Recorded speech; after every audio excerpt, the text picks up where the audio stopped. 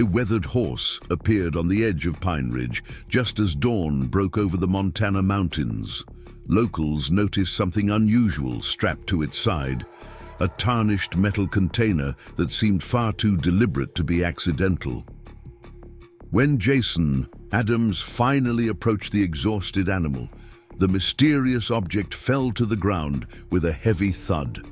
What the townspeople discovered inside would not only change their understanding of their town's history, but expose a secret that powerful. People had kept buried for over a century. What happens next will leave you questioning everything you thought you knew about rural American history. The morning mist hung low over Carson Valley as Thomas Wilson stepped onto his porch, coffee mug in hand. At 73, his morning routine had remained unchanged for decades. Coffee at sunrise, check the fence line, tend to the animals. But today, something caught his weathered eye that didn't belong on the eastern edge of his property. A horse, motionless against the backdrop of pine trees, its dark silhouette breaking the golden glow of morning light. Thomas squinted, setting his mug down on the porch railing. Most strays in these parts were quickly claimed. Pine Ridge wasn't. The kind of town where livestock went unaccounted for. This horse was different. Even from a distance, Thomas could tell it wasn't from any of the neighboring ranches. The way it stood, unnaturally still, head lowered but alert, gave him an uneasy feeling that crawled up his spine like a winter chill. "Martha," he called back through the screen door, "bring me the binoculars." When the field glasses revealed what Thomas couldn't see with his naked eye, he nearly dropped them. The horse, a black and white paint that had clearly traveled rough miles, had something strapped to its side, something that glinted in the morning sun despite being caked with mud and wear. Without another word to his wife, Thomas reached for his truck keys. 20 minutes later, Jason Adams' phone rang as he was setting up his veterinary clinic for the day. The former horse trainer had known Thomas Wilson his entire life, and the old rancher wasn't one for exaggeration. If Thomas said there was something strange about the horse that had wandered onto his property, Jason believed him. "I'm heading over now," Jason said, grabbing his medical bag. "Don't approach it yet. If it's been traveling long, it might be spooked." By the time Jason's truck pulled into Whispering Meadows Ranch, word had begun to spread through Pine Ridge's efficient small-town grapevine. Ellie Parker, who taught history at the local high school, had already arrived. Her curiosity, piqued by Thomas's description of what appeared to be an old-fashioned saddlebag or container strapped to the animal. "Morning, Jason," she greeted him, tucking her auburn hair behind her ear. "Thomas called me after he phoned you. Thought I might recognize whatever this horse is carrying if it's historical." Jason nodded, his eyes already fixed on the distant figure at the edge of the pasture. The horse hadn't moved from where Thomas had first spotted it, almost as if it were waiting. As they approached, walking slowly across the dew-covered grass, Jason felt a growing sense that this wasn't just any lost animal. The horse watched them come, ears forward, intelligent eyes tracking their movement. "Easy now," Jason murmured, more to Ellie and Thomas than to the horse. Up close, the animal's condition told a story of hard travel. Its coat, while naturally black and white, was dulled with dust and sweat marks. Dried mud caked its legs, and small scratches suggested it had pushed through dense underbrush. But what truly captured their attention was the object secured to its side, with what looked like modified leather straps, a rectangular metal container, roughly the size of a small toolbox, tarnished with age and exposure. "That's not a modern box," Ellie whispered, her historian's eye immediately recognizing something out of time. The craftsmanship, even beneath all that grime, that's late 1800s, early 1900s at the latest. Jason approached the horse with the calm confidence of someone who'd spent a lifetime around such animals. "Hey there," he said softly, extending his hand palm up. The horse regarded him for a long moment, then, to everyone's surprise, stepped forward and lowered its head into Jason's hand. "Well, I'll be," Thomas muttered. "That ain't normal behavior for a horse that's been running wild." As Jason ran his hands gently over the animal, checking for injuries, the horse remained unnaturally still, almost as if it understood what was happening. When Jason finally reached toward the mysterious container, the horse shifted slightly, adjusting its position as if to give him better access. "This is deliberate," Jason said, carefully examining how the container was attached. "Someone secured this to the horse intentionally. These aren't standard riding straps. They've been modified specifically to hold this box." As he worked to unfasten the weathered leather, the horse suddenly tensed. Its ears swiveled toward the road, and a low, nervous sound rumbled from its chest. All three turned to see a cloud of dust approaching. Sheriff Mike Donovan's patrol SUV, followed by two more vehicles. "News travels fast," Ellie remarked, recognizing Mayor Patricia Reynolds' car among them. Just as the vehicles pulled up to the fence line, the final strap came loose. The mysterious container, freed from its moorings, slipped from the horses, sighed and hit the ground with a heavy, metallic thud. The horse stepped back as if its mission was complete, and for the first time since Thomas had spotted it, seemed to relax. Sheriff Donovan approached, his expression a mixture of curiosity and professional caution. "Thomas, Jason, Ellie," he greeted them with a nod. "Martha called the station, said you found something unusual." Mayor Reynolds wasn't far behind, her tailored blazer looking out of place against the pastoral backdrop. "Is that it?" she asked, pointing to the mud-encrusted box at Jason's feet. "What is it?"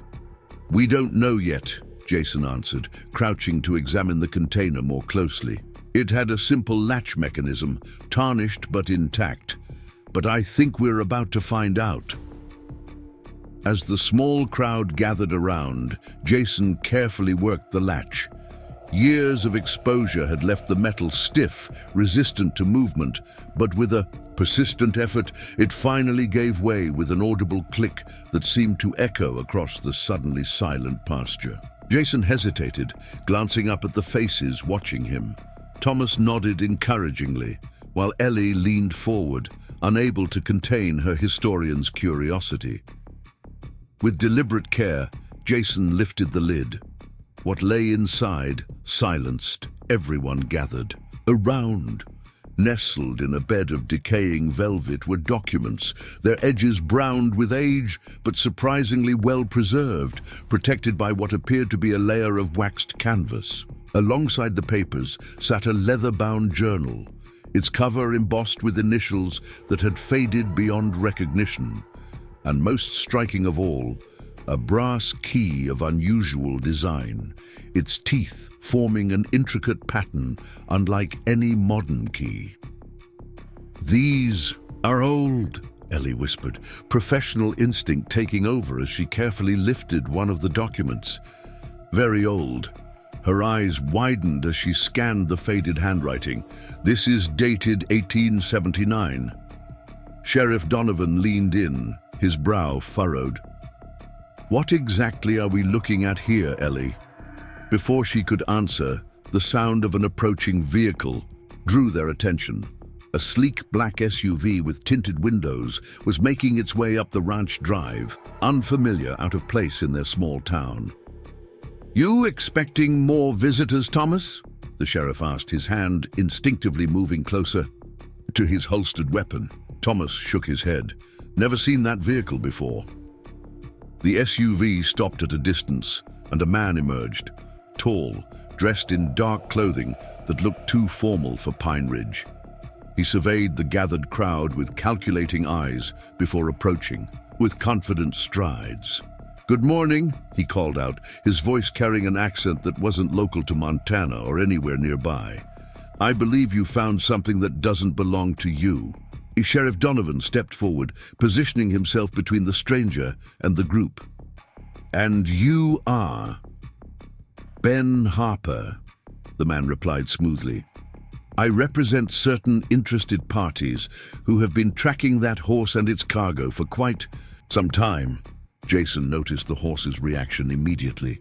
At the sound of the stranger's voice, its ears flattened against its head, and it backed away several steps. "The horse doesn't seem to know you," Jason observed, standing up slowly, the box now closed in his hands.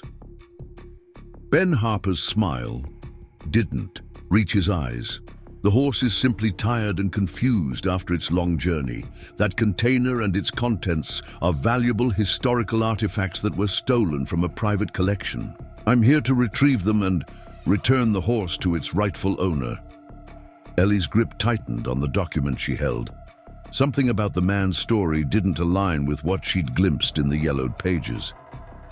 These appear to be original. Documents relating to Pine Ridge's founding, she said carefully. They'd be of significant historical importance to our town. Harper's expression hardened almost imperceptibly. As I said, they're stolen property. The rightful owners would appreciate their prompt return. Sheriff Donovan's posture remained rigid, unconvinced. I'll need to see some identification and documentation proving ownership. As the tension mounted, Jason became acutely aware of the horse moving behind him. It had circled around, positioning itself between the group and Ben Harper, as if forming a protective barrier. Preparing and narrating this story took us a lot of time, so if you are enjoying it, subscribe to our channel.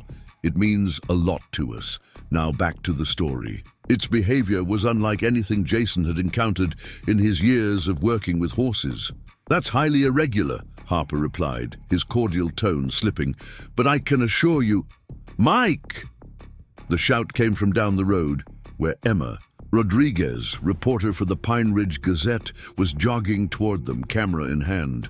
"You need to see this." She reached the group slightly out of breath and thrust her phone toward the sheriff. "I ran the plates on that SUV. It's registered to Carson Mining Corporation." The name sent a murmur through the small crowd. Carson Mining had been trying to buy up land around Pine Ridge for years, facing resistance from locals who feared environmental damage to their valley. Harper's expression darkened. "This is a private matter that doesn't concern the press." But Emma wasn't backing down. "It concerns everyone in Pine Ridge if Carson Mining is suddenly interested in historical documents." She turned to Ellie. "What exactly is in that box?" Before Ellie could answer, Harper stepped forward. "That's quite enough. Those documents are property of Carson Mining Corporation, and I'm authorized to retrieve them by any means necessary." The subtle threat wasn't lost on Sheriff Donovan. "Mr. Harper, I suggest you stand down. Until ownership is verified, these items will remain in official custody." Harper's hand moved toward his jacket, but before anyone could react, the horse suddenly reared up, letting out a piercing neigh that sent Harper stumbling backward.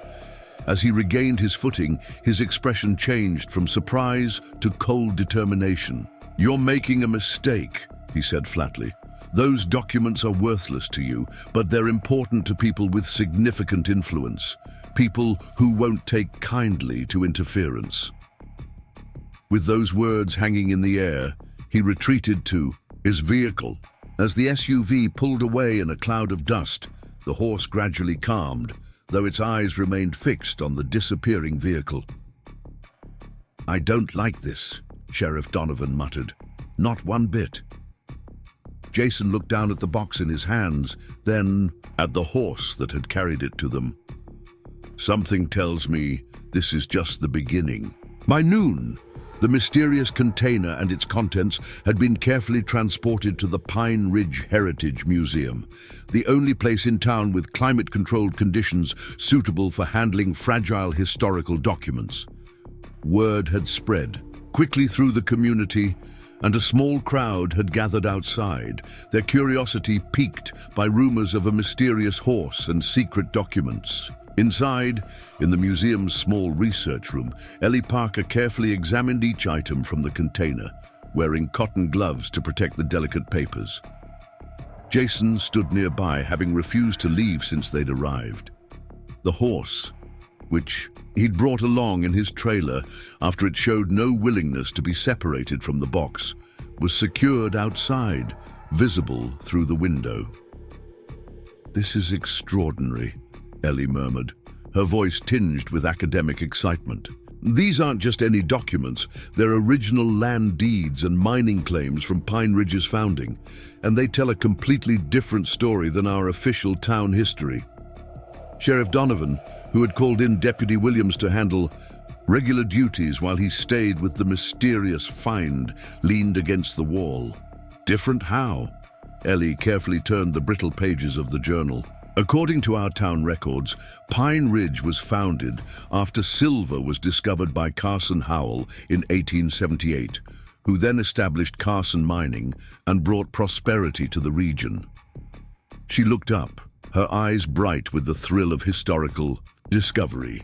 "But these documents show that the silver was actually discovered by a collective of 5 families, including indigenous people and immigrants. Carson Howell stole their claim through fraud and violence."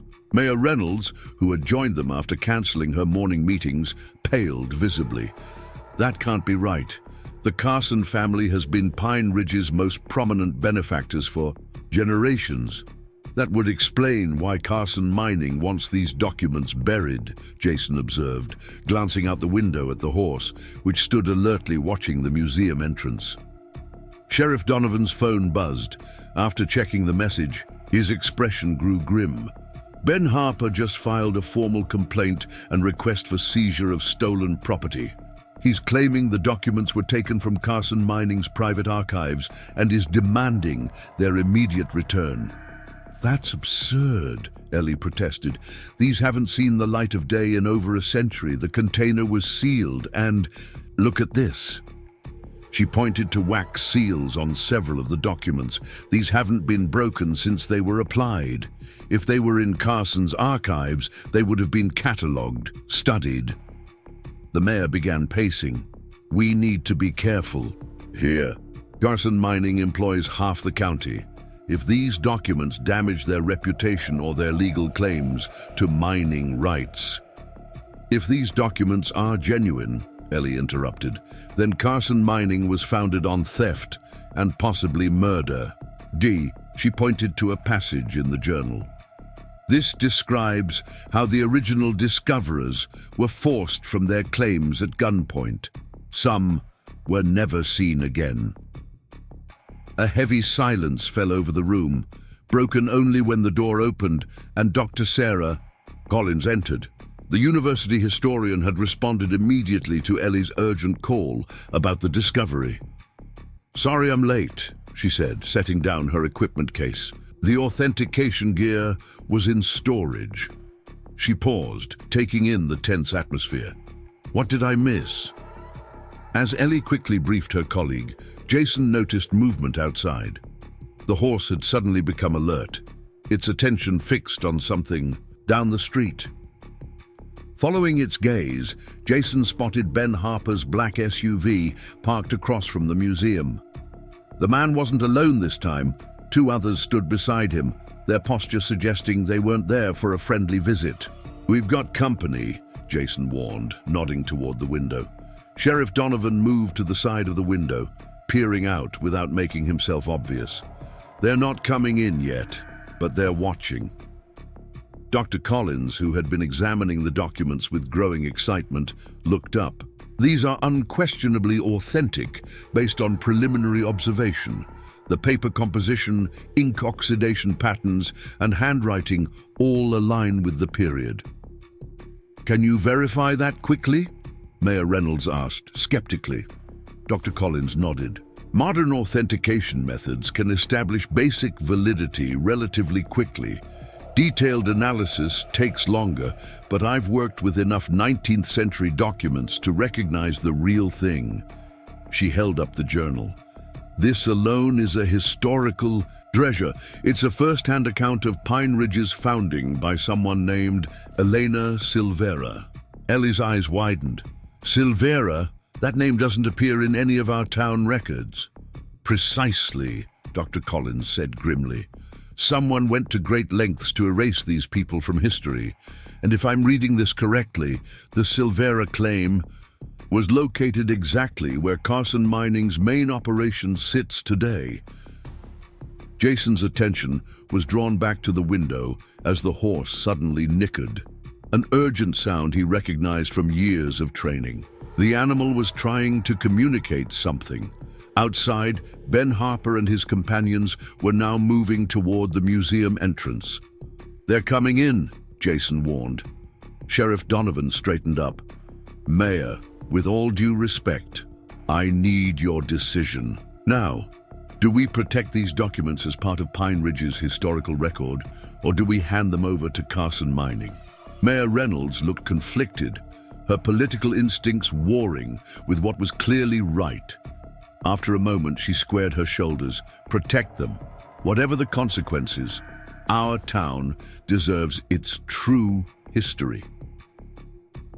The sheriff nodded, pulling out his phone.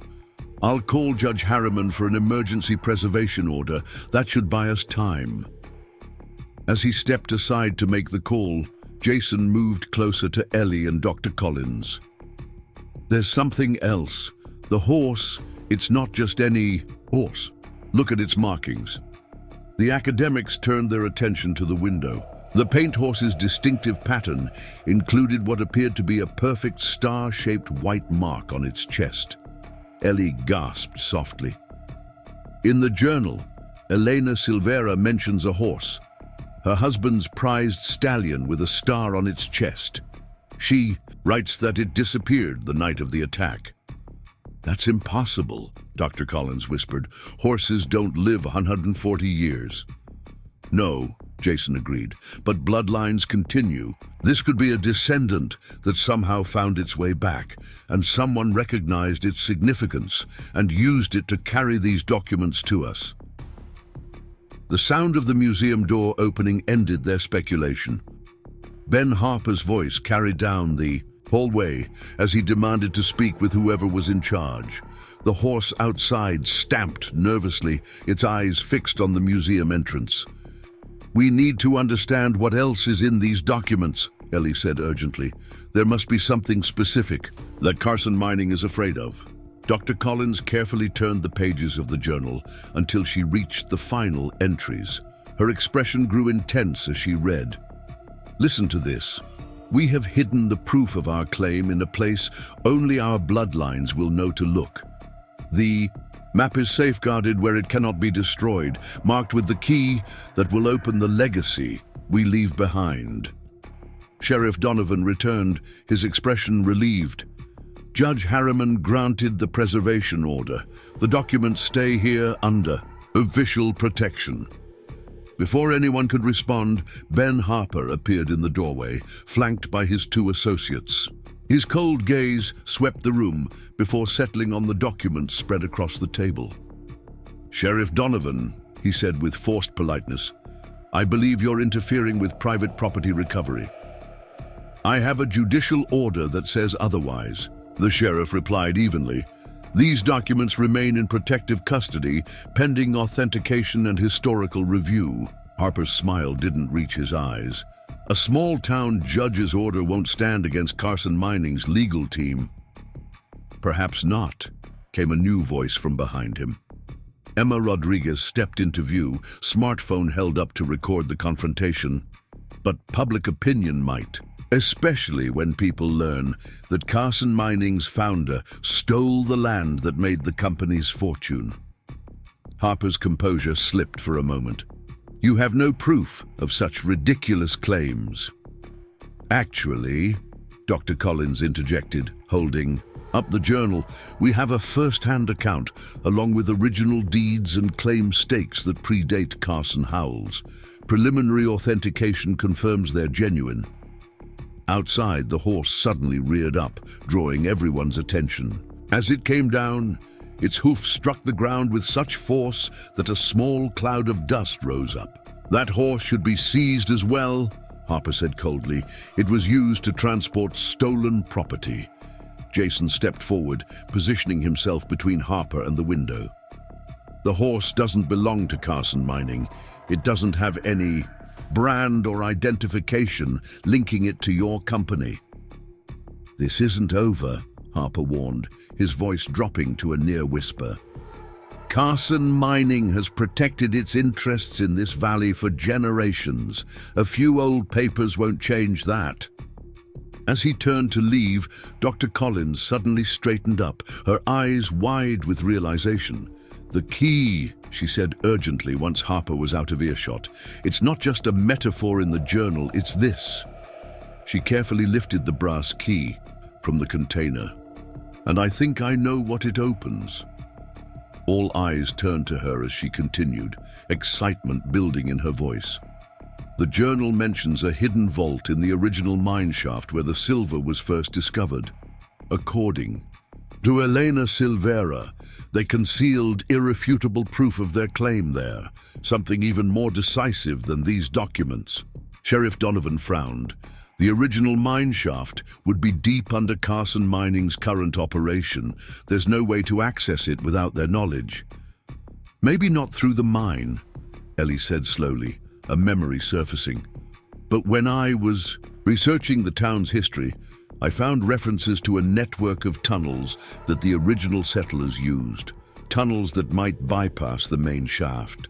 Jason looked out at the horse again, which had calmed and was now watching them intently through the window. I think that's why the horse brought these documents now, after all this time. Someone found them and realized what was at stake. But who? Mayor Reynolds asked. And why not come forward themselves? Emma, who had been quietly recording the conversation, lowered her phone. Maybe they couldn't. Maybe they were silenced. And the horse was their last hope of getting the truth to people who would understand its importance. The group fell silent, contemplating the implications. After a moment, Sheriff Donovan spoke up. Whatever's happening, Carson Mining is clearly willing to go to great lengths to recover these documents. We need to secure them properly and figure out our next steps. Dr. Collins carefully placed the key in a small preservation box. I believe the journal is describing more than just proof of the original claim. There are references to the truth that will bring justice and evidence that cannot be denied. If there's evidence of violence or murder connected to the founding of Carson Mining, Ellie said quietly, that could have legal implications even after all this time. Mayor Reynolds looked troubled. It could also destroy our town's economy if Carson Mining pulls out. Or, Emma countered, it could finally bring justice to families who were wronged, families who might still have descendants in this region who never knew their true heritage. Jason's attention was drawn back to the window as the horse suddenly perked up its ears and turned its head toward the road. A small group of townspeople had gathered outside the museum, their numbers growing as word continued to spread about the mysterious discovery. Either way, he said, I think Pine Ridge is about to face its true history, whether it's ready or not. As the afternoon wore on, the documents were carefully photographed, catalogued, and secured in the museum's small vault. Dr. Collins continued her preliminary authentication work, growing more confident with each test that the materials were genuine. Outside, the crowd had continued to grow, with local families bringing food and drinks in an impromptu community gathering. Most surprising of all was the horse's behavior. It remained near the museum, accepting water and feed from Jason, but refusing to be led away or put in a stall for the night.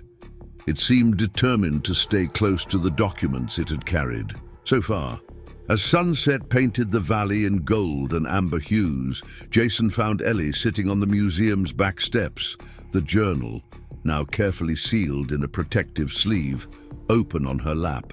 Finding anything else? He asked, settling beside her. She looked up, her eyes reflecting the sunset. This is more than just a historical discovery, Jason. This is about justice for families whose legacy was stolen. She turned the protected page carefully. Elena Silvera writes about her fear that her children will grow up never knowing their rightful place in Pine Ridge's history. She mentions others, the Chens, who helped engineer the first mining equipment, the Navajos, who actually discovered the silver vein, the Kowalskis, who built the original structures. Names that don't appear in our town history, Jason noted. Exactly. Ellie closed the protective sleeve. Somewhere in this valley, there might be descendants of these families who have no idea about their true heritage. Jason glanced at the horse, now dozing peacefully in the fading light. I think someone knew. I think that's why these documents found their way to us now. Ellie followed his gaze. You really believe that horse is descended from Elena Silvera's husband's stallion? I've worked with horses my entire life, Jason replied, and I've never seen one behave like this one, with such purpose and intelligence, almost as if it's fulfilling a promise made long ago. As night fell over Pine Ridge, the small group of determined townspeople maintained their vigil at the museum. The mysterious horse had brought them more than just historical documents. It had delivered a truth that had waited generations to be revealed. And as they prepared to uncover what lay hidden in the original mine shaft, they knew that Pine Ridge would never be the same again. The truth, like the horse that had carried it to them, had finally found its way home. If this story moved you, please remember to subscribe for more tales that uncover hidden truths and celebrate the enduring connection between humans and animals throughout history. Your support helps us continue sharing these remarkable stories of justice, courage, and the mysteries that connect our past to our present. Dawn broke over Pine Ridge with unusual commotion for such a small town. Local news vans had arrived overnight, drawn by Emma Rodriguez's initial reports about historical documents that could rewrite the town's origin story. The Heritage Museum, normally quiet on weekday mornings, was surrounded by curious onlookers and reporters hoping to glimpse the mysterious horse that had delivered such explosive revelations. Inside, Ellie Parker hadn't gone home.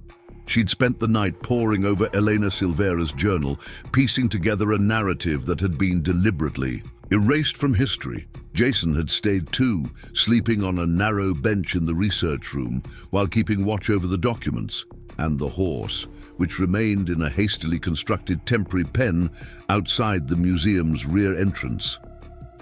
Sheriff Donovan arrived just after 7, looking tired but determined. He'd stationed Deputy Williams outside all night and brought fresh coffee for everyone who'd remained.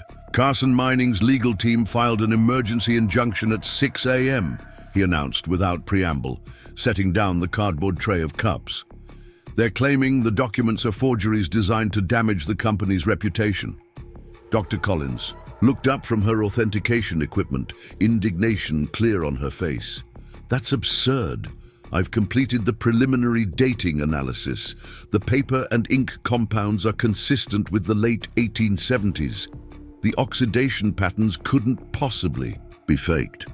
Mayor Reynolds, who had returned at first light, paced near the window. Their CEO is flying in from Denver today. William Carson himself, first time he set foot in Pine Ridge in 5 years from what I hear. They're scared, Jason observed, accepting a coffee with gratitude. These documents threaten more than just their historical legacy. Ellie nodded, carefully closing the journal. It's their legal claim to the land that's at stake. According to Elena Silvera's account, Carson Howell used forged documents to steal the mining claim after forcing the original 5 families out. If there's proof of that fraud hidden in the original mine shaft, as she suggests, the company could face legal challenges to their property rights, even after all this time, Dr. Collins finished, not to mention potential reparations to the descendants of the original claimants if they can be identified. The door opened, and Emma Rodriguez entered, digital recorder in hand. She looked as though she hadn't slept either, but her eyes were bright with the excitement of a breaking story. You're going to want to see this, she said, holding up her phone. I've been digging through county records all night. There's a Silvera family, still living just outside Carson Valley, way up in the foothills, keeping mostly to themselves. And get this, they raise horses, paint horses. Jason's coffee cup froze halfway to his lips. Paint horses? Like our Visitor? Emma nodded vigorously. The family has maintained the same bloodline for generations, according to county fair records. They've won ribbons for their distinctive markings, including a star-shaped chest pattern. A charged silence fell over the room as the implications sank in. Ellie was the first to speak. Someone in that family found Elena's documents. They knew what they had, and they knew the risk of coming forward personally. So they used a descendant of the original Silvera horse to deliver the evidence, Jason concluded, his gaze drifting to the window where the paint horse stood in its temporary enclosure, seemingly at ease despite the growing crowd around the museum. Sheriff Donovan's expression had grown serious. If Carson Mining is as determined to suppress this as they seem to be, the Silvera family could be in danger. I need to get up there, offer protection. I'm coming with you, Jason said immediately. If there are horses involved, I might be useful. Mayor Reynolds looked torn. I should be preparing a statement. The town needs leadership right now, especially with William Carson arriving. I'll stay here with Dr. Collins to continue analyzing. The documents, Ellie offered. There might be more clues about the vault's location in Elena's journal. Emma tucked her recorder into her pocket. And I'll keep digging. There have to be public records about these original families somewhere, no matter how hard Carson tried to erase them. The group's planning was interrupted by a commotion outside. Through the window they could see Ben Harper returning, this time with 4 men in suits who looked distinctly like corporate lawyers. Behind them, a black limousine with tinted windows pulled to a stop. Looks like William Carson decided not to wait for his scheduled arrival, Mayor Reynolds muttered, straightening her jacket. Sheriff Donovan moved toward the door. Jason, you and Emma head up to the Silvera place now. I'll handle things here and join you when I can. Jason nodded, understanding the urgency. He turned to Ellie. Be careful with that key. If it really does open a vault with evidence that could bring down Carson Mining, they'll do whatever it takes to get it. Ellie slipped the small preservation box containing the brass key into her pocket. Don't worry, they won't know where it is. As Jason and Emma slipped out the museum's back entrance, the sound of authoritative voices filled the main hall. Through the research room's half-open door, they heard William Carson introducing himself to Mayor Reynolds, his tone polished but cold. Let's take my truck, Jason said quietly as they approached the horse pen. We'll need to move fast. The paint horse watched them intently as they passed, nickering softly as if it understood exactly what was happening. Jason paused, looking into the animal's intelligent eyes. We're going to find your family, he promised softly. The real one. The drive into the foothills took nearly an hour, following winding roads that grew progressively rougher as they climbed away from Pine Ridge. Emma navigated using county property records on her phone, guiding them to an area that hadn't appeared on any of the tourist maps of Carson Valley. According to these records, the Silvera family has owned this same parcel of land since 1895, she said, eyes on her screen. Just after the founding of Carson Mining, it's registered under a land grant that predates most of the county's property divisions. Jason steered his truck around a particularly deep pothole. They must have re-established themselves after being driven from their original claim. And kept Elena's story alive through generations, Emma added, looking up as the road curved around a stand of pines. There it is. Ahead, a modest ranch spread across a small plateau nestled into the mountainside. A wooden sign, weathered but well-maintained, read simply, Silvera Ranch.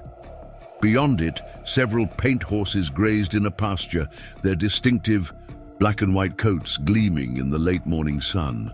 As Jason pulled to a stop in front of the main house, a woman emerged onto the porch. She appeared to be in her 60s, with silver-streaked dark hair and the dignified posture of someone accustomed to hard work and independence. Her expression was guarded, but not unwelcoming. "Can I help you folks?" she called as they approached. "Mrs. Silvera?" Emma asked. My name is Emma Rodriguez from the Pine Ridge Gazette, and this is Jason Adams, the town veterinarian. We're here about a horse that arrived in Pine Ridge yesterday, a paint with a star-shaped marking on its chest. The woman's expression didn't change, but her grip on the porch railing tightened, visibly. I don't know anything about that. Jason stepped forward. The horse brought historical documents with it, documents written by Elena Silvera in 1879, documents that tell the true story of how Carson mining began. A flicker of something, recognition, fear, relief, passed through the woman's eyes. After a long moment, she nodded once. You'd better come inside. The interior of the Silvera home told the story of a family that valued its heritage. Old photographs lined the walls, generations of serious-faced men and women standing beside paint horses with distinctive markings. Handcrafted furniture, some of it clearly antique, filled the comfortable but modest living room. My name is Maria Silvera, the woman said once they were seated. I'm the 7th generation of Silveras to live on this land. My son Daniel helps me run the ranch now. Mrs. Silvera, Emma began carefully, we believe someone from your family sent a horse to Pine Ridge carrying historical documents that could significantly impact Carson Mining's standing. Those documents are now being examined at the Heritage Museum, and Carson Mining is attempting to seize them. Maria's expression remained carefully neutral. And why would my family have anything to do with Carson Mining's affairs? Jason leaned forward. Because according to Elena Silvera's journal, your ancestors were among the original discoverers of the silver vein that Carson Howell claimed as his own. He stole that claim through violence and fraud, erasing your family from the town's history. A heavy silence filled the room. Finally, Maria rose and crossed to an old cedar chest in the corner. From it, she withdrew a framed photograph, which she handed to Jason. This is my great-great-grandfather, Miguel Silvera. Elena was his mother. The photograph showed a young man standing proudly beside a paint horse with the distinctive star, marking on its chest, unmistakably similar to the horse that had arrived in Pine Ridge. We've kept the bloodline pure for generations, Maria said quietly. The story of what Carson did to our family has been passed down along with the horses.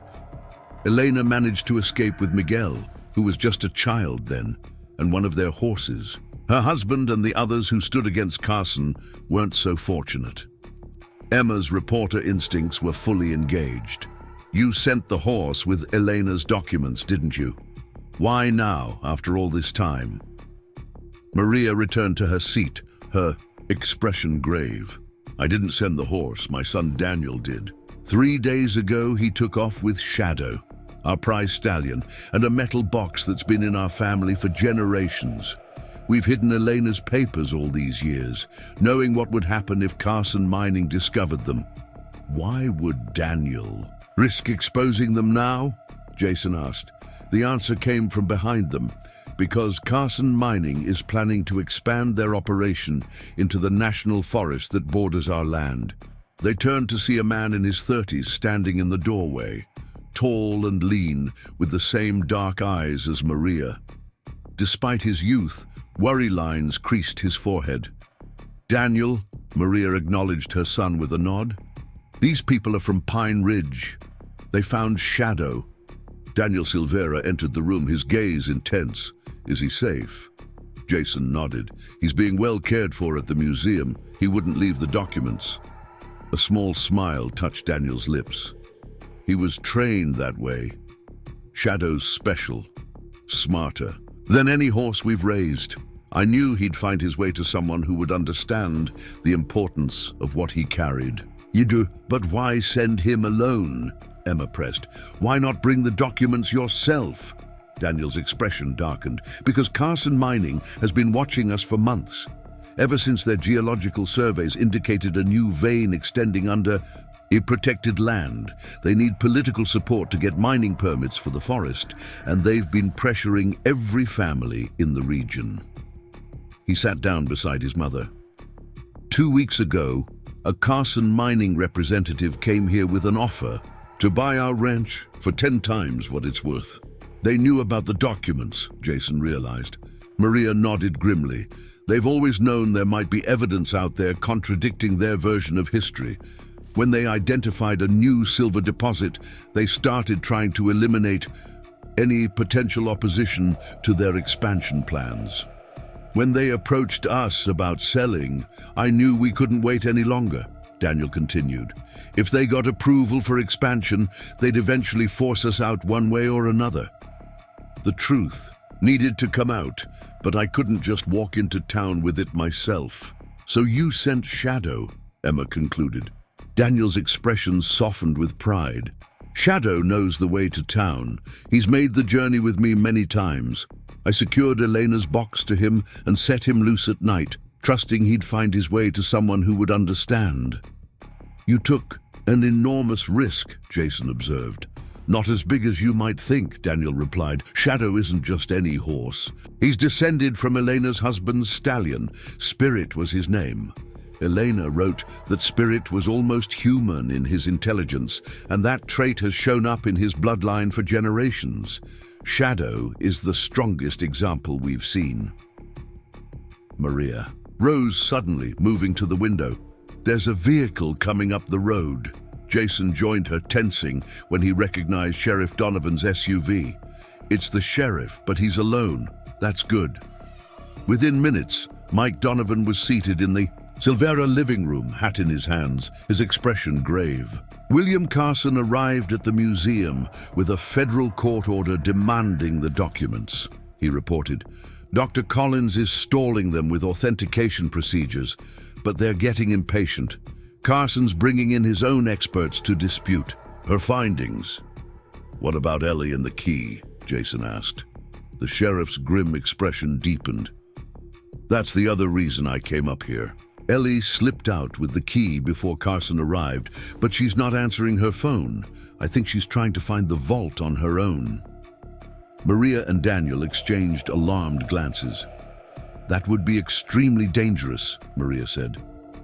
According to family history, the original mine entrance was deliberately collapsed after Elena's husband and the others hid their evidence.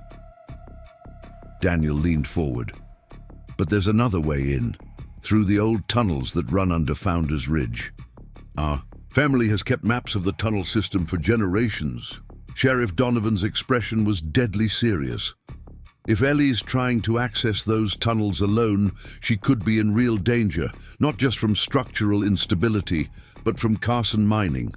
They've deployed security teams throughout the town, supposedly for William Carson's protection, but they're clearly searching for something. The key, Jason realized, they know about the vault. Daniel stood up decisively. I need to go back with you. I know where the tunnel entrance is and how to navigate it safely.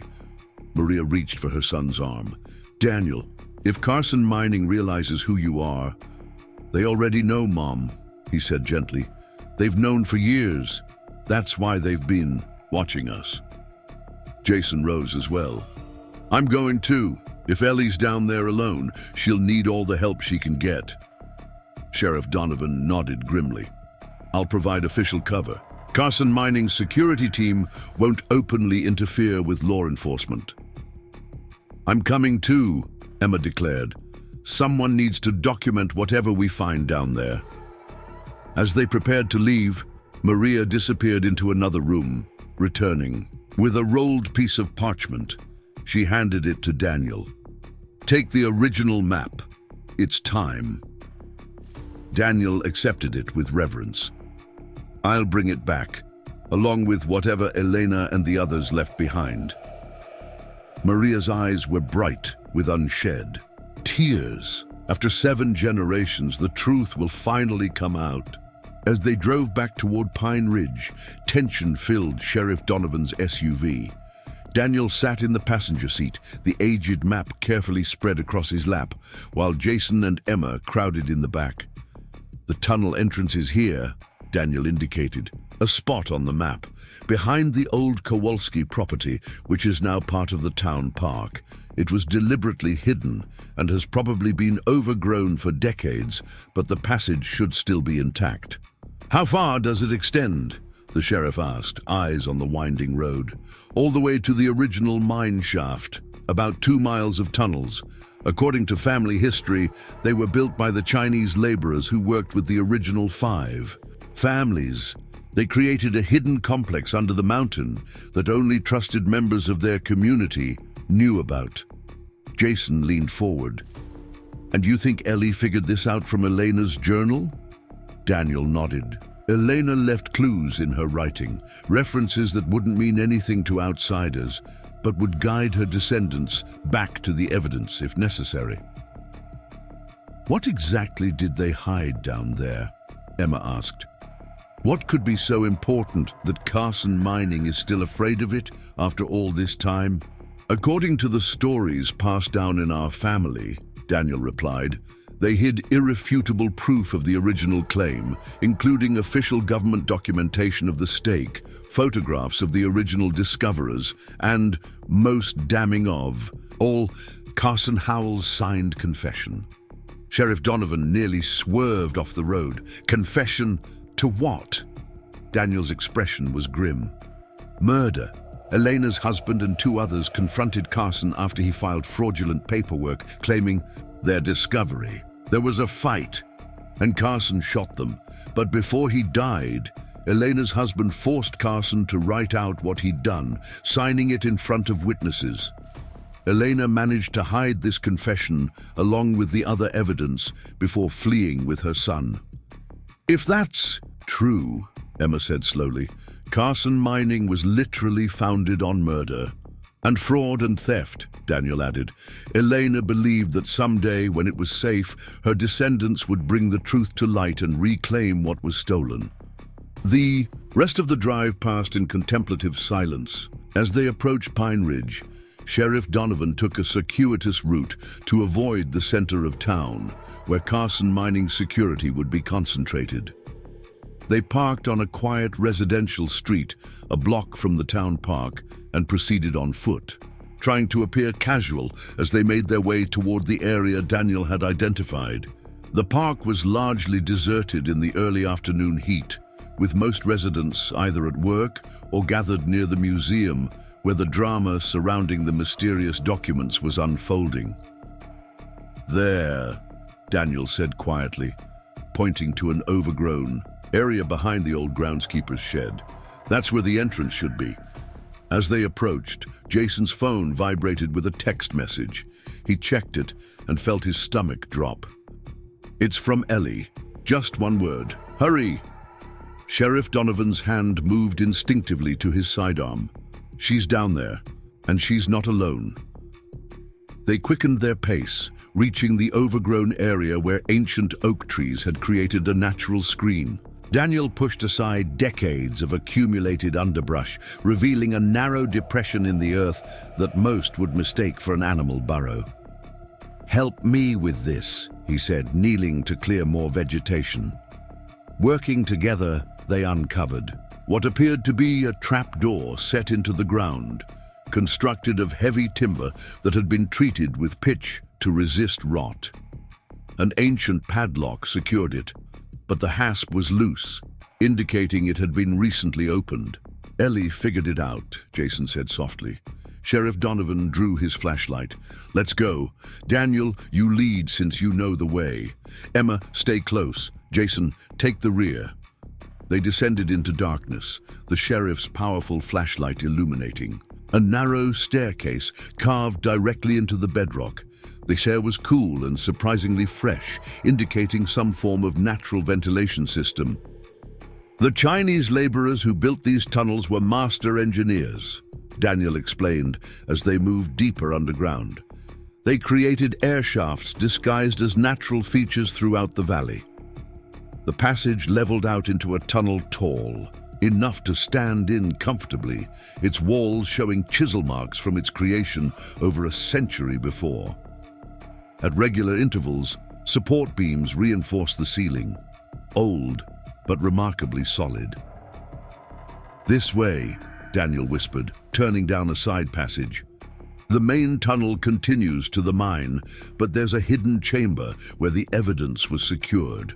Elena's journal described it as the heart of truth beneath the mountain's shadow." They moved in silence, alert to any sound that might indicate Ellie's presence or someone else's. After several hundred yards of twisting passages, Daniel stopped at what appeared to be a dead end. "This is it," he said, running his hands over the smooth rock face. "There should be a..." His fingers found what they were seeking, a small depression in the stone that would be nearly invisible in the dim light.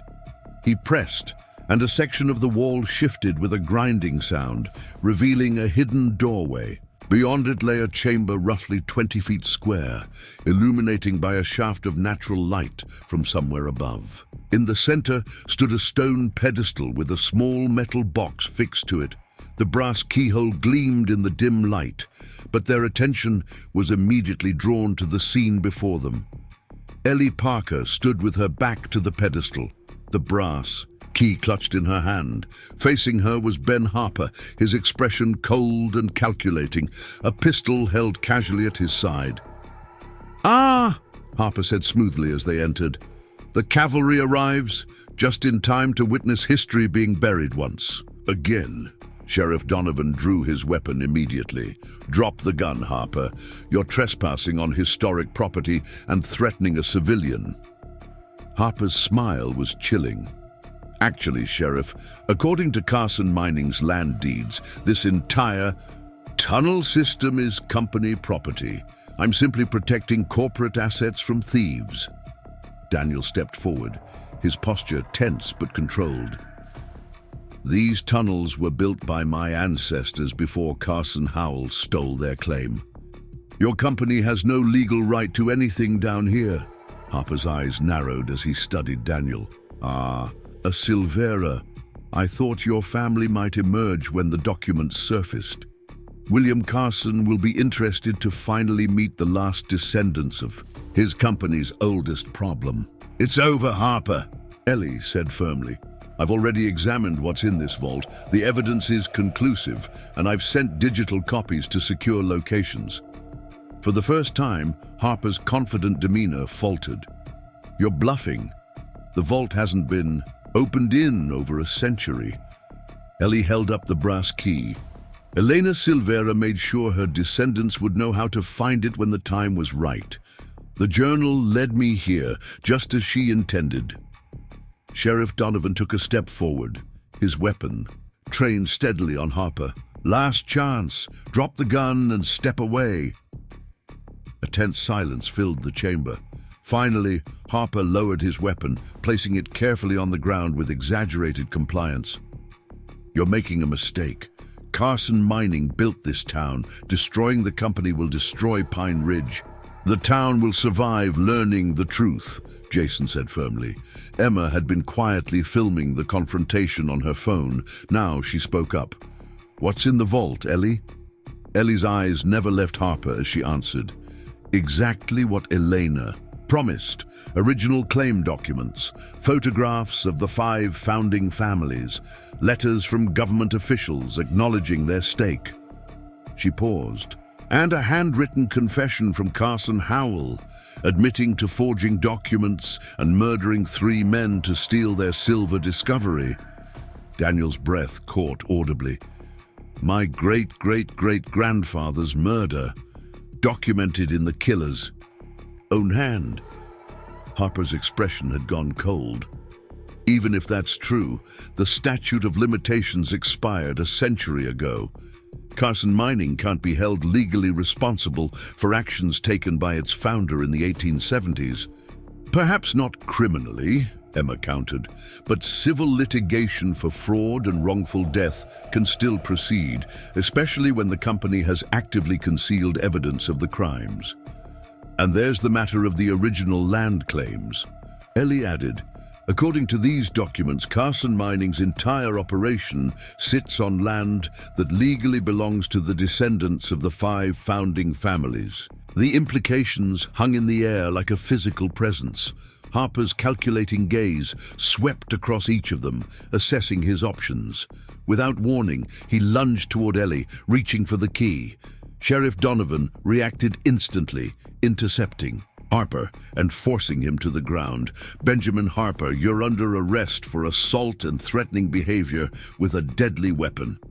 As the sheriff secured Harper with handcuffs, Ellie approached the pedestal, key in hand. "Daniel, this belongs to your family. Would you like to do the honors?" Daniel stepped forward, accepting the brass key with visible emotion. 7 generations have waited for this moment. With steady hands, he inserted the key into the lock of the metal box. It turned with surprising ease, as if the mechanism had been preserved perfectly through the decades. As the lid opened, a collective breath was held. Inside lay a leather portfolio, its surface cracked with age but intact. Daniel carefully lifted it out, placing it on a flat section of the pedestal. As he opened it, the first document came into view. A handwritten letter dated October 17th, 1879, its heading clear despite the faded ink. The final testimony of Carson Howell. "He actually confessed," Emma whispered, capturing the moment on her phone. Daniel began to read aloud. "I, Carson Howell, being of sound mind though not sound character, do hereby confess to the theft of the silver claim rightfully belonging to Miguel Silvera, Jin Chen, Thomas Kowalski, Robert Navajo, and Samuel Green. On the night of September 3rd, 1878, when confronted with my fraudulent filing, I did willfully and with malice shoot Miguel Silvera, Jin Chen, and Samuel Green, causing their deaths." He paused, his voice thick with emotion, before continuing. "This confession is given under duress, as I lay wounded by Miguel Silvera's final act of defense.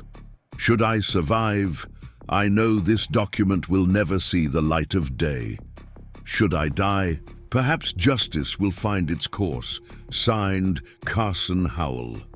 The chamber fell silent as the weight of history settled around them. The founder of Carson Mining, the man whose name adorned buildings throughout Pine Ridge, had admitted to multiple murders and fraud in his own hand. "There's more," Daniel said, carefully turning to the next items.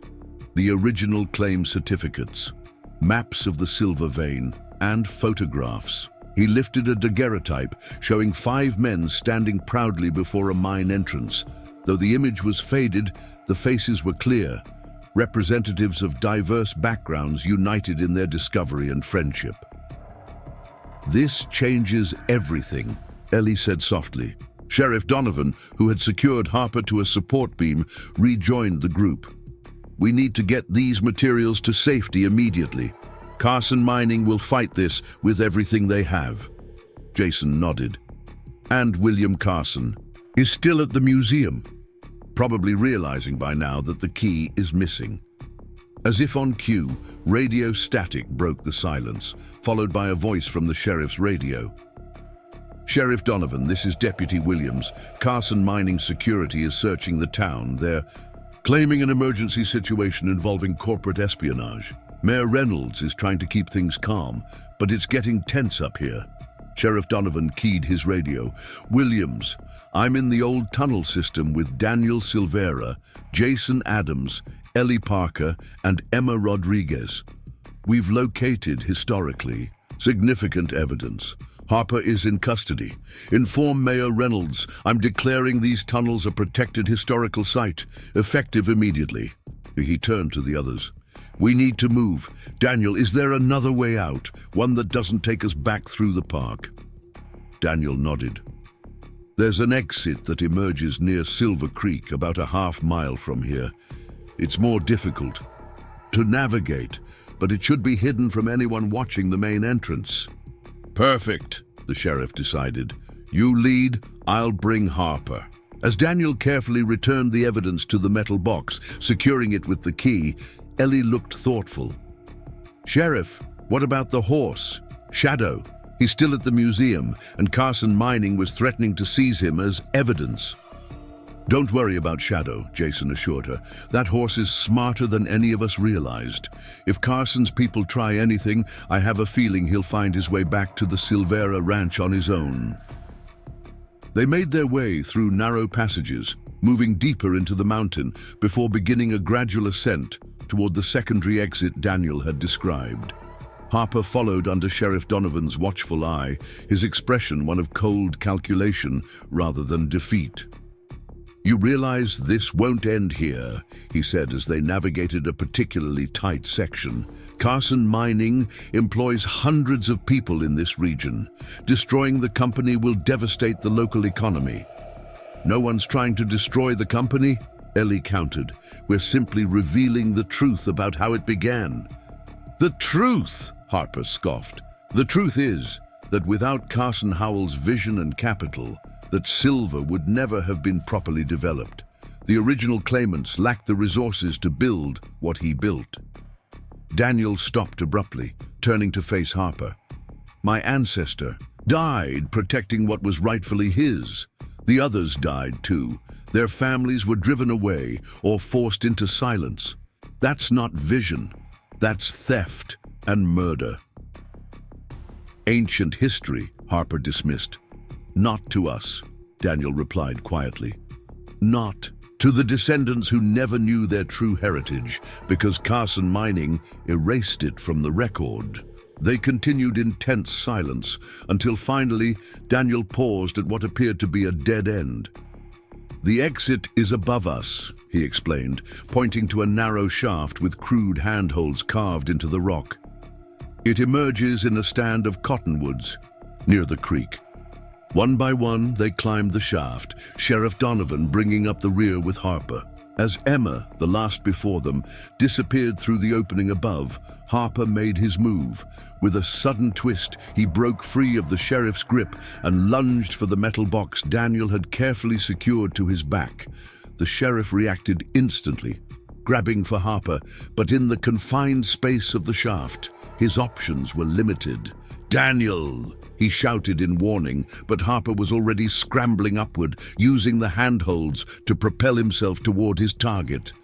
Daniel, hearing the commotion, turned just as Harper emerged from the shaft.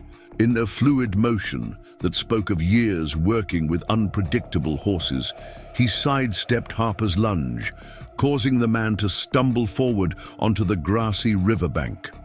Before Harper could recover, Jason tackled him from behind, pinning him to the ground. "Enough," Jason grunted, his veterinarian strength evident as he held the struggling man. "It's over." Sheriff Donovan emerged from the shaft, quickly securing Harper once again with reinforced restraints. "That's another charge," he informed the glaring man coolly, resisting arrest. As they caught their breath by the peaceful creek, Emma's phone buzzed with an incoming call. She answered, listening intently before addressing the group. "That was my editor. Words spreading through town about historical documents threatening Carson Mining. William Carson is holding a press conference at Founders Hall in an hour, apparently to address false historical claims before they damage the community." Daniel clutched the metal box containing his family's vindication. He's going to try to get ahead of the story, discredit the evidence before people even see it. Ellie's expression hardened with determination. "Then we need to be at that press conference with the original documents. Let him try to deny Carson Howell's signed confession when it's right in front of him and the entire town." Sheriff Donovan nodded grimly. "We'll take my vehicle. I've radioed for backup to meet us there." As they made their way through the woods toward where the sheriff had parked, Jason's phone chimed with a text message. He checked it and gave a surprised laugh. "It's from Dr. Collins," he explained. "Shadow broke out of his enclosure when Carson Mining security tried to take him. He's currently standing in the middle of Main Street, blocking traffic and creating quite a scene." Daniel smiled for the first time since they'd entered the tunnels. "That's a Silvera horse for you. Stubborn when it matters most." By the time they reached Founders Hall, it seemed the entire population of Pine Ridge had gathered. William Carson, a distinguished man in his 60s whose tailored suit spoke of Denver boardrooms rather than Montana mining operations, stood on the building's steps with a contingent of security personnel and lawyers. Mayor Reynolds was there, too, looking uncomfortable beside the mining magnate as reporters, including several from regional networks who had arrived following Emma's initial story, jostled for position. As Sheriff Donovan's SUV pulled up, a murmur ran through the crowd. The sight of the sheriff escorting a handcuffed Ben Harper created an immediate stir, drawing attention away from William Carson's prepared remarks. "What's the meaning of this interruption?" Carson demanded as they approached, his voice carrying the authority of someone unaccustomed to being challenged. Sheriff Donovan stepped forward. "William Carson, I believe these citizens have historical evidence that directly concerns you and your company." Carson's expression remained coldly composed. "If you're referring to the apparently fraudulent documents that appeared yesterday, my experts have already determined they're clever forgeries designed to damage Carson Mining's reputation." Daniel stepped forward, the metal box clutched firmly in his hands. "These aren't forgeries, Mr. Carson. I'm Daniel Silvera, descendant of Miguel Silvera, one of the true discoverers of the silver that built your fortune."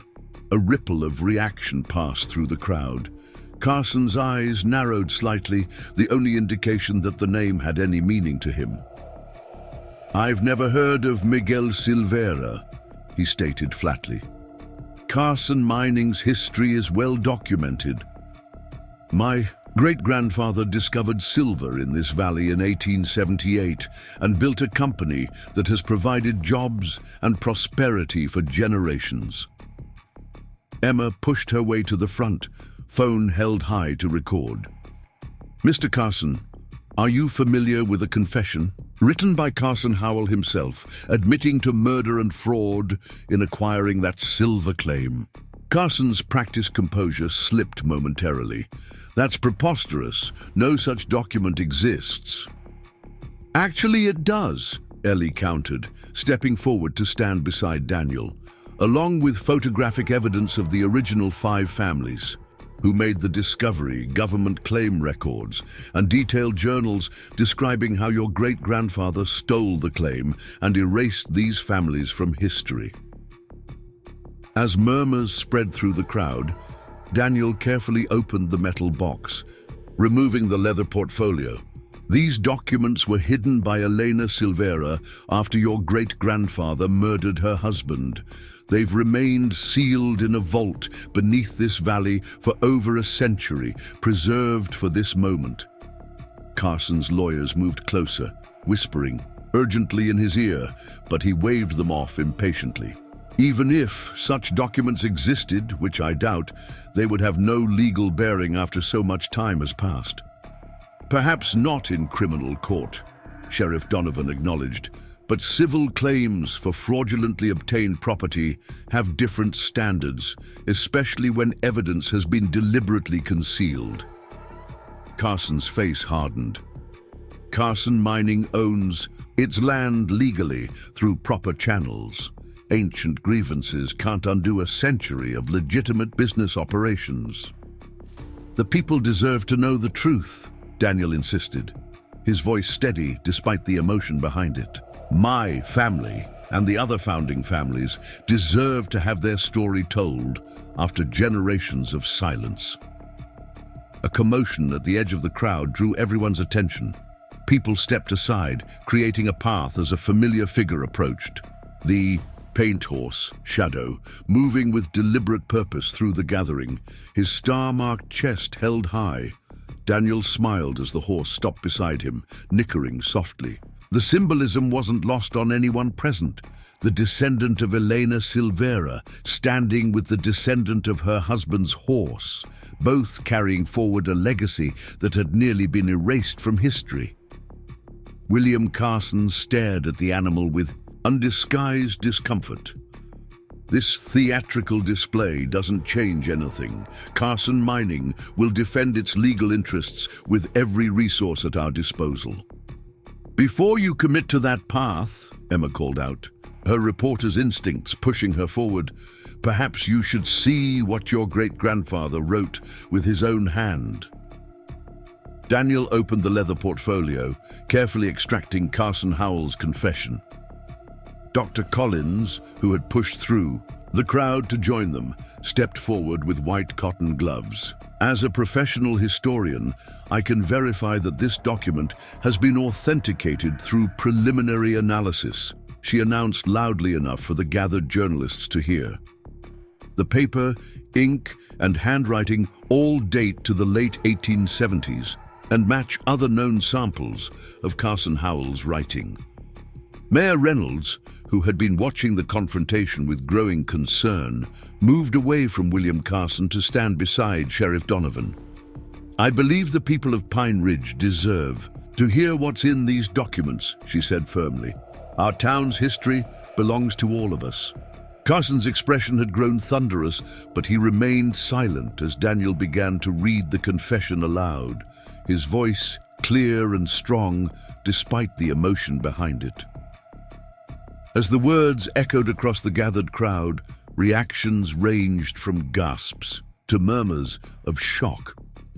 When Daniel finished reading, a profound silence fell over Founders Hall.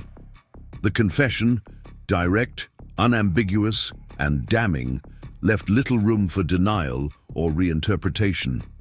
Carson Howell had murdered 3 men and stolen, their discovery building his fortune on blood and deception.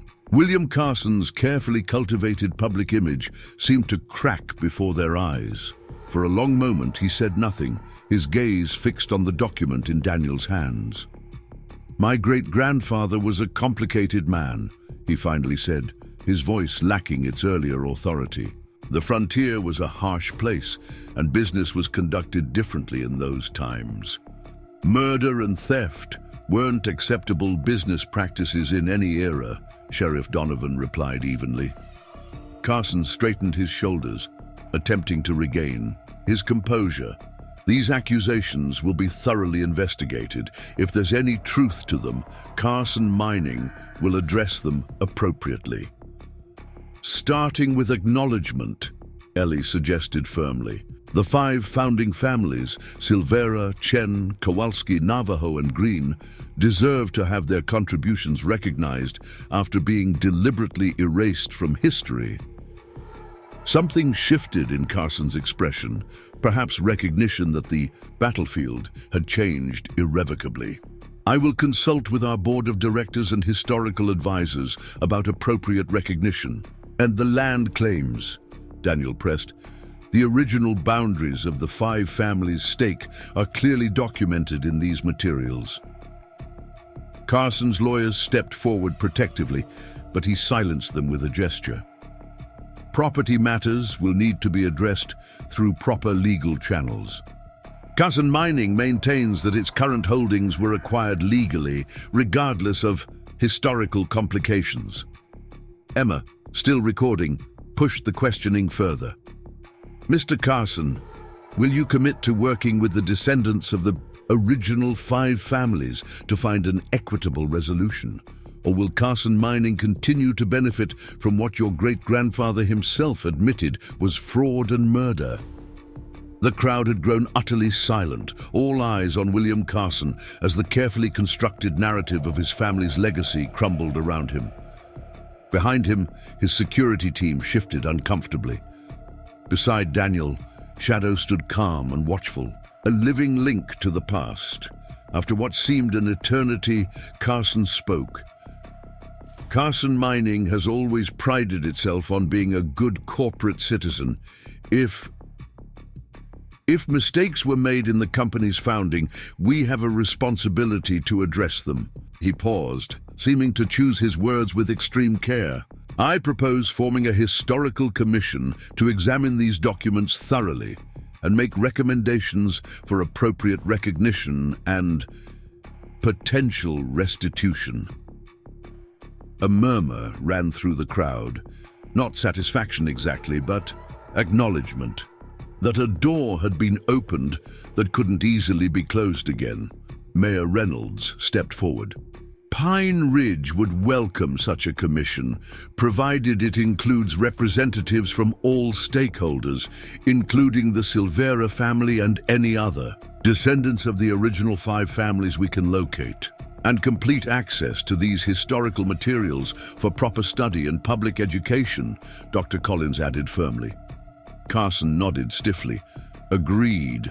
Carson Mining has nothing to fear from historical truth.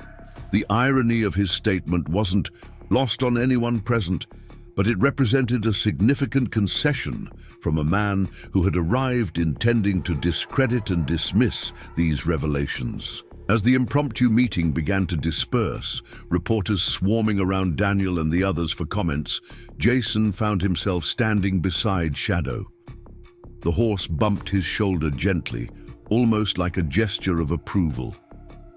"You did it," Jason said softly, stroking the animal's powerful neck. "You brought the truth home." Mayor Reynolds approached Daniel, extending her hand. "Mr. Silvera, Pine Ridge owes your family an enormous debt. I hope you'll consider taking a leading role in the historical commission." Daniel shook her hand firmly. "My family has waited 7 generations for this moment. I'd be honored to help ensure the true story is finally told." Ellie joined them, her historian's excitement barely contained. "The educational possibilities are incredible. The true founding of Pine Ridge, 5 families from different backgrounds working together to build something new. It's a powerful, American story that deserves to be told." Shadow nickered softly, drawing their attention. The horse had moved slightly away from the group, his gaze fixed on the road leading out of town, back toward the Silvera Ranch in the foothills. Daniel smiled. "I think he's ready to go home." "And so is the truth," Jason observed, "after all these years." As the afternoon sun cast long shadows across Founders Hall, Shadow led a small procession through Pine Ridge, Daniel walking beside him, with Jason, Ellie, Emma, and Sheriff Donovan following. Townsfolk lined the streets, watching in curious silence as history literally walked past them. At the edge of town, Maria Silvera waited beside her truck. When she saw her son approaching with Shadow and the metal box secure in his hands, tears filled her eyes. "It's done," Daniel said simply as he reached her. "Elena's truth is finally known." Maria placed her hand on the box containing her family's vindication. 7 generations of waiting, she would be proud. As Shadow was loaded into the trailer for the journey back to the ranch, Jason approached Daniel. "What happens now?" Daniel looked back at the town, at William Carson conferring tensely with his lawyers, at townsfolk gathered in small groups, discussing what they'd witnessed, at Emma furiously typing on her phone as she filed her story. "Now we rebuild the history that was stolen from us," he said, "not just for the Silveras, but for all 5 families. Their descendants deserve to know who they really are." Ellie joined them, her expression thoughtful. "The journal mentions that some of the families changed their names to avoid persecution after what happened. The Chens became the Carsons, no relation to Howell. The Navajos became the Norths. They might still be here, not knowing their true heritage. Then we'll find them," Daniel promised. "Elena preserved the truth for all the families, not just ours." Sheriff Donovan approached, having secured Ben Harper in his vehicle. "The state authorities will want statements from everyone, and there'll be a formal investigation into the historical claims. This is just the beginning of a long process, but the right process," Jason observed, "based on truth, not convenient fictions." As the group prepared to part ways, Shadow suddenly extended his neck over the trailer door, nudging Jason firmly. Daniel laughed. "I think he's grown fond of you," he observed. "He has good instincts about people." Jason stroked the horse's muzzle. "He's extraordinary. I've never seen a horse with such purpose." "The Silvera horses have always been special," Maria said softly. "Elena wrote that her husband believed they carried the spirits of those who came before, watching over their descendants until justice could be done. As if understanding her words, Shadow raised his head, his intelligent eyes seeming to take in the valley spread before them. The town, the distant mountains, and the hidden silver veins that had shaped so many destinies. "Whatever happens with Carson Mining and the Commission," Daniel said, "the most important thing has already been accomplished. The truth has found its way home." That evening, as sunset painted the sky in brilliant oranges and purples, Jason stood on the museum steps with Ellie, watching as life in Pine Ridge attempted to return to normal. Though everyone knew nothing would ever be quite the same again. "Elena Silvera was incredibly foresighted," Ellie remarked, the journal carefully preserved in an archival box beside her. "She didn't just preserve evidence, she created a legacy that could survive generations of silence. And she trusted that someday the right people would bring that legacy to light," Jason added. Across the street, Mayor Reynolds was giving a statement to assembled journalists, officially announcing the Historical Commission and promising transparency as Pine Ridge confronted its complicated past. "I keep thinking about Shadow," Jason said after a moment. "How did Daniel know the horse would find its way to someone who would understand the importance of what it carried?" Ellie smiled. "Maybe he didn't know. Maybe Shadow figured that out himself." Jason laughed softly. "That would be quite a story. The best stories are the ones that find us when we need them most," Ellie replied, watching as town residents gathered on street corners, still processing the day's revelations. Like a lost horse bringing a mysterious object to a village and changing everything. As darkness fell over Pine Ridge, the stars emerged above the valley. The same stars that had witnessed the original 5 families make their discovery, had watched Elena Silvera preserve their legacy, and now shone down on a town beginning the long process of reconciling with its true history.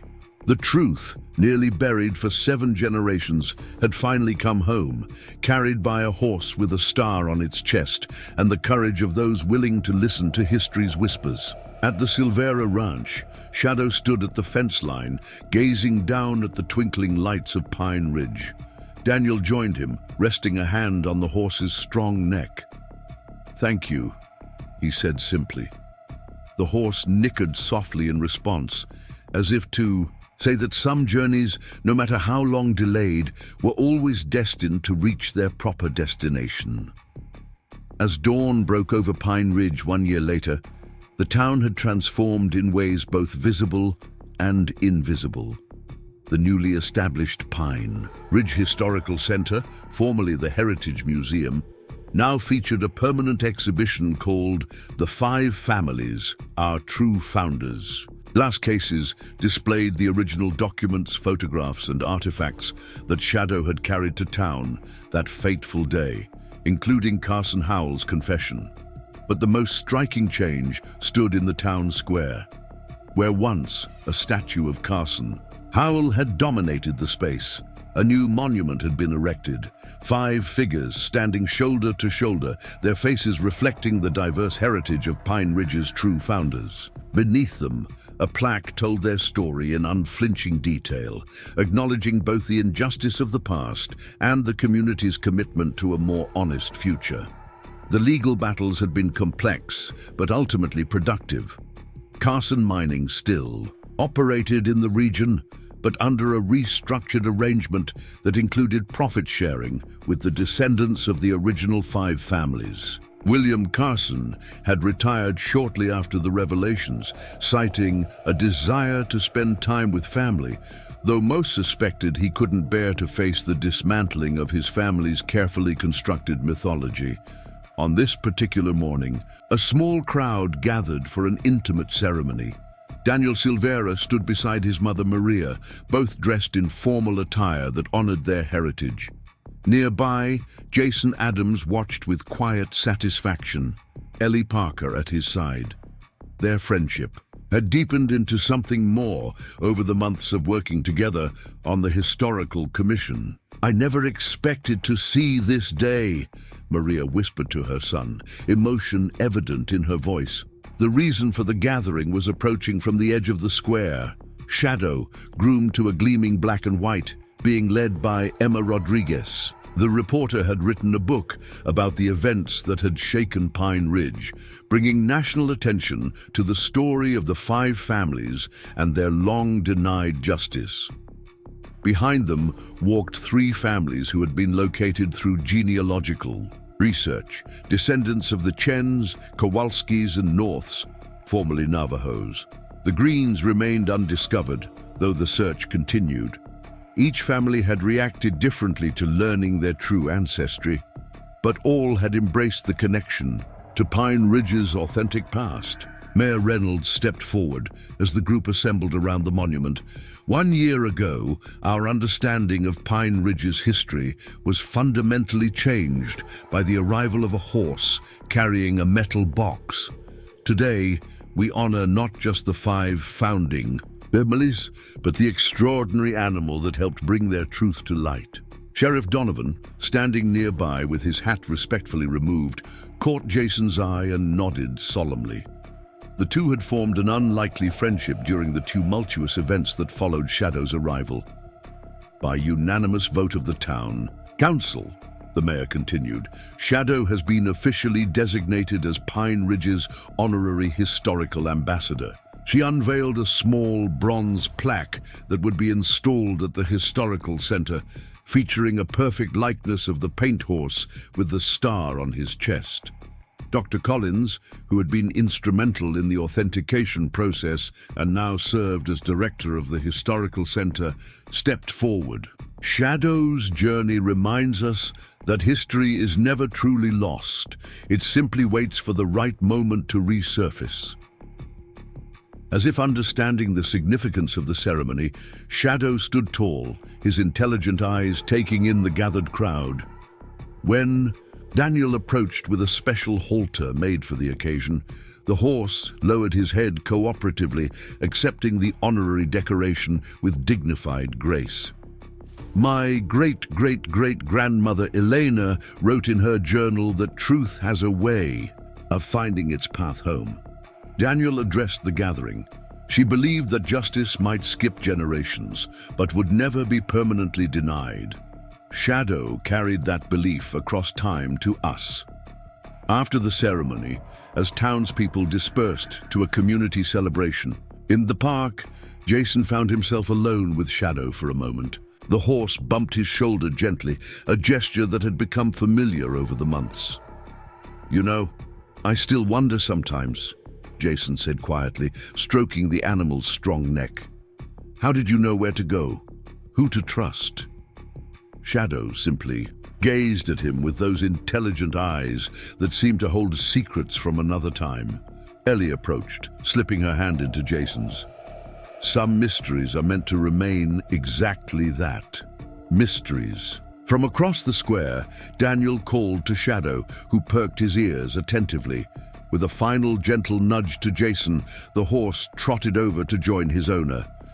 The Silvera horses have always found their way home, Maria had once told Jason. It's as if they carry a map in their hearts that no one else can read. As Jason and Ellie walked toward the celebration arm in arm, the morning sun illuminated Pine Ridge in a warm golden light. The town had faced its past with courage and found a way forward that honored truth rather than convenient fictions.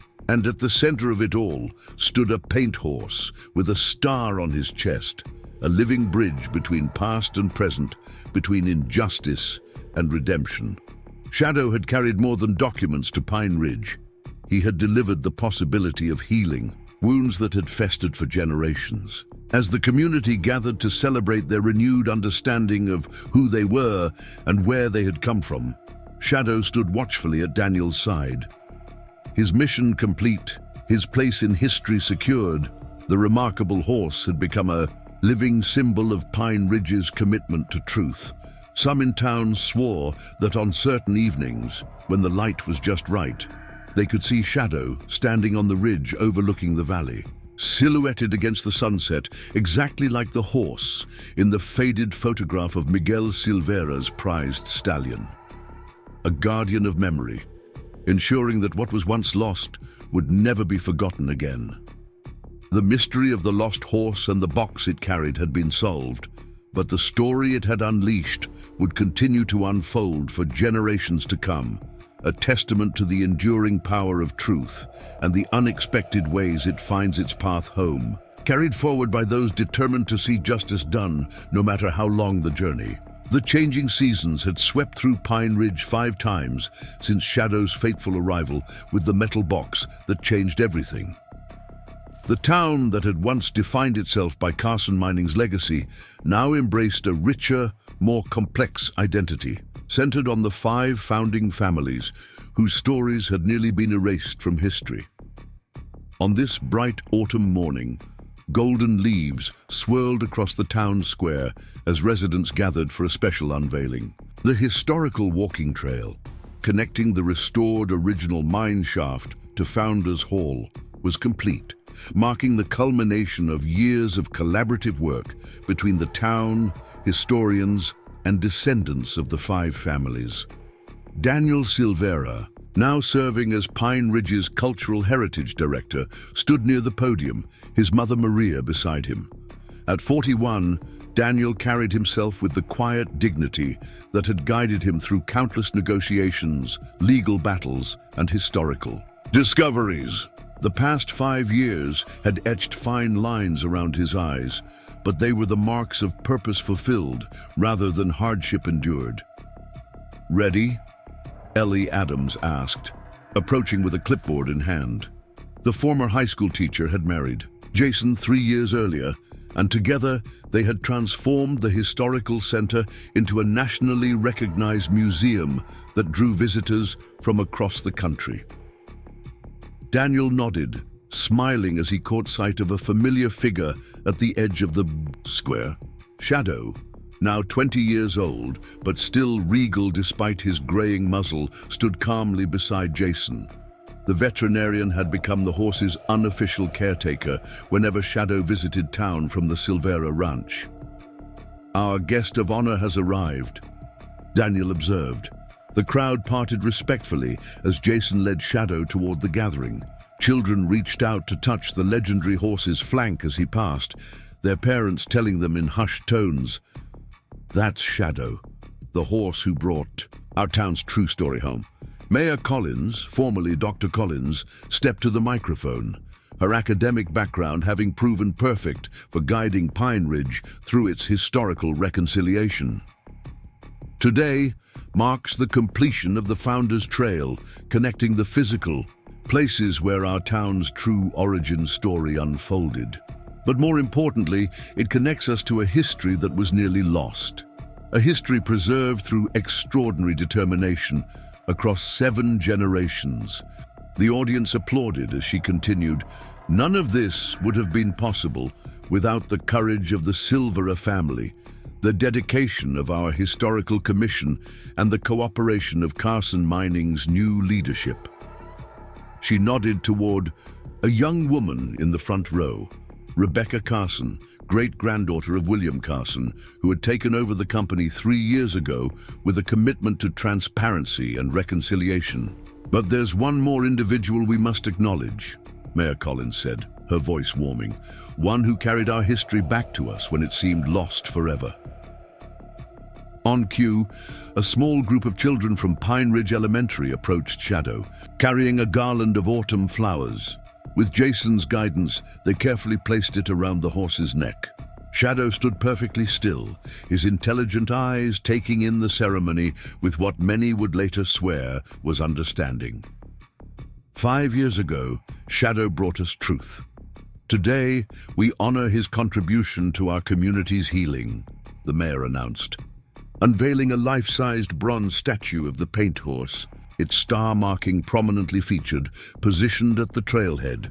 This marker will ensure that generations to come will know his story. The crowd's applause brought a soft, nickering response from Shadow himself, causing laughter to ripple out through the gathering. As the formal ceremony concluded and people moved toward the community luncheon in the park, Jason found himself standing with Daniel and Sheriff Donovan, now retired but still a respected presence in town, near Shadow's statue. "Still can't quite believe all that's happened," the former sheriff remarked, shaking his head. "One horse changes the course of an entire town's history." Daniel patted Shadow's neck affectionately. "My great-grandmother used to say that the Silvera horses carried the spirits of our ancestors.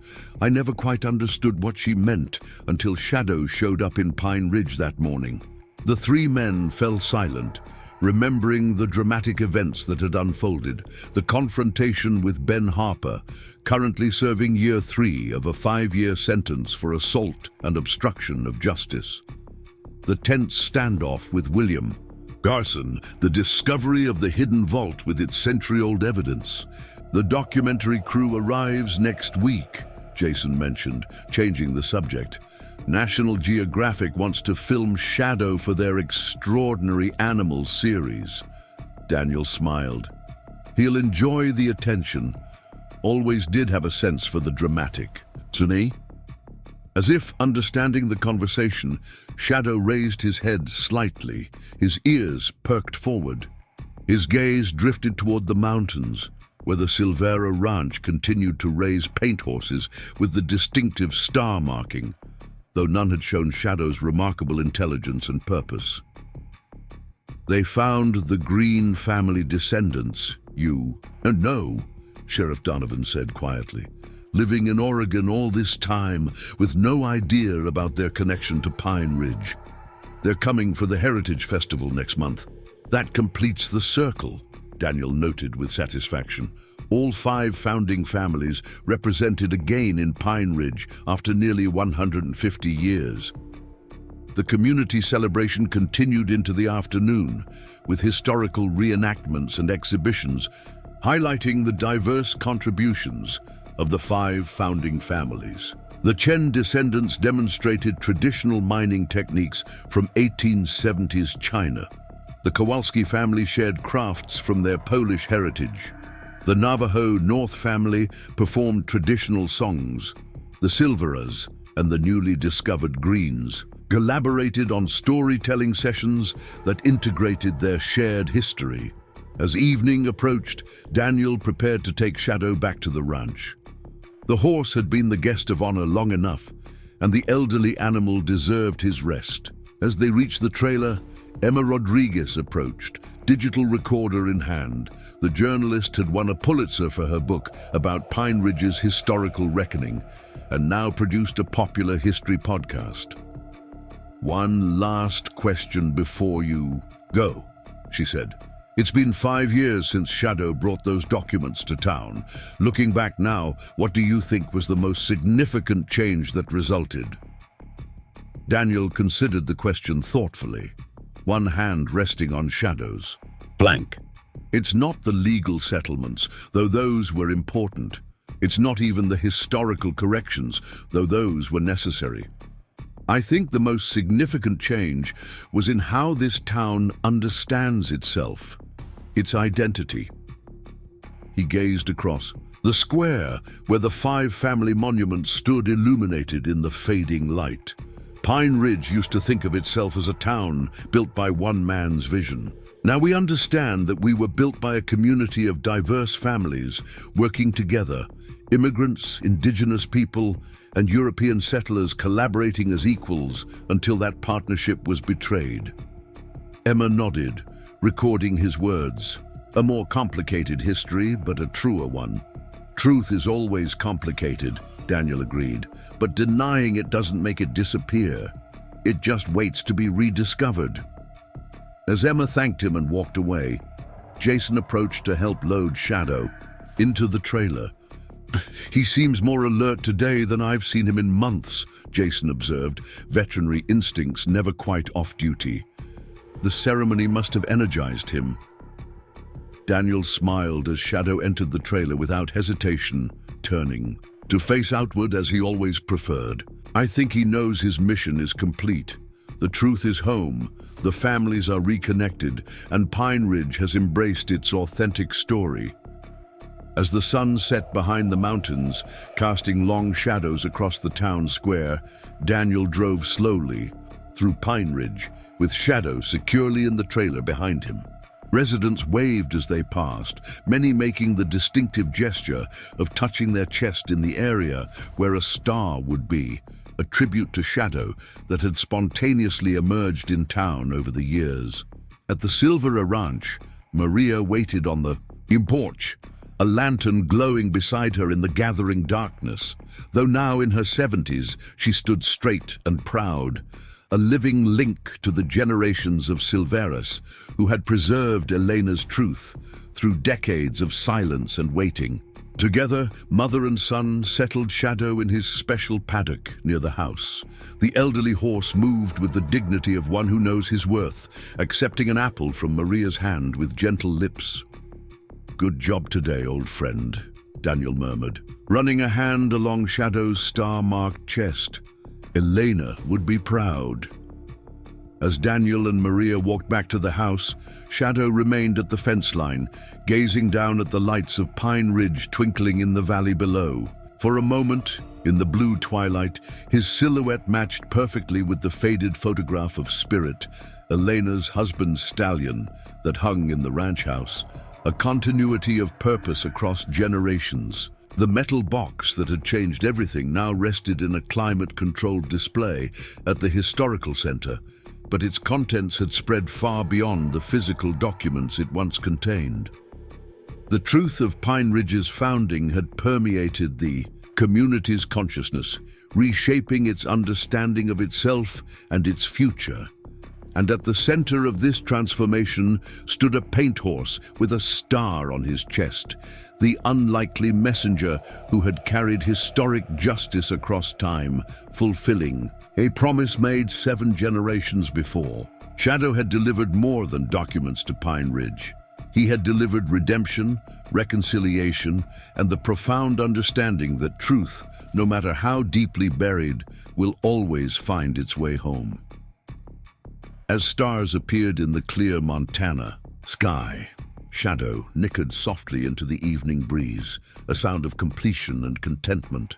His extraordinary journey had changed not just a town's history, but its heart, proving that sometimes the most powerful truths arrive in the most unexpected forms, carried by those we least expect to be the messengers of justice. 10 years had passed since Shadow carried the metal box into Pine Ridge, setting in motion a transformation that rippled far beyond the small Montana town. On this crisp autumn morning, hundreds gathered at the Silvera Ranch for a solemn but meaningful ceremony. Daniel Silvera, now in his mid-40s with touches of silver in his dark hair, stood beside an oak casket draped with a blanket woven with the Silvera family pattern and the distinctive star that had marked generations of their horses. Shadow had lived to the remarkable age of 25, defying veterinary expectations, just as he had defied ordinary understanding of equine capabilities throughout his extraordinary life. His passing 3 days earlier had been peaceful, the noble horse simply lying down in his favorite sunny spot in the pasture, closing his eyes and departing with the same quiet dignity that had characterized his life. The funeral, for it could be called nothing less, had drawn people from across the country. Journalists who had covered the original story, historians who had studied the 5 families' rediscovered legacy, and ordinary citizens who had been moved by the tale of a horse who carried truth across generations. Jason Adams, his veterinary practice now focused primarily on equine care, stood near Daniel, his wife Ellie beside him. Their twin daughters, 8 years old, and named Eleanor and Maria in honor of the women who had preserved the Silvera legacy, placed wildflowers on the casket with solemn care. Shadow wasn't just a horse, Daniel began, his voice carrying across the assembled crowd. He was a keeper of memory, a bearer of truth, a living link between past and present. In our family, we always said the Silvera horses carried the spirits of our ancestors. With Shadow, I believe that was literally true. Maria Silvera, now in her 80s, but still straight-backed and clear-eyed, nodded in agreement.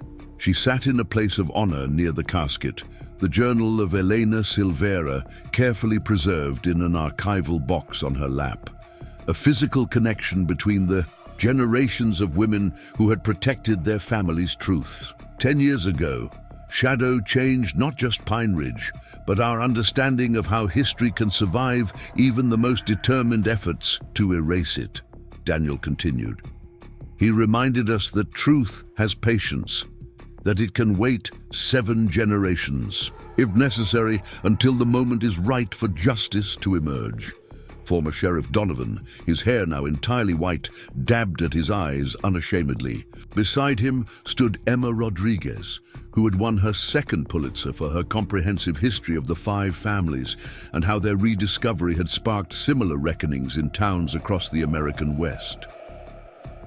We gather not just to say goodbye to a beloved animal, Daniel said, but to honor a mission completed with perfect fidelity. The truth Shadow carried has now been fully integrated into our community's understanding of itself. The 5 families, Silvera, Chen, Kowalski, Navajo, and Green, have all reclaimed their rightful place in Pine Ridge's history.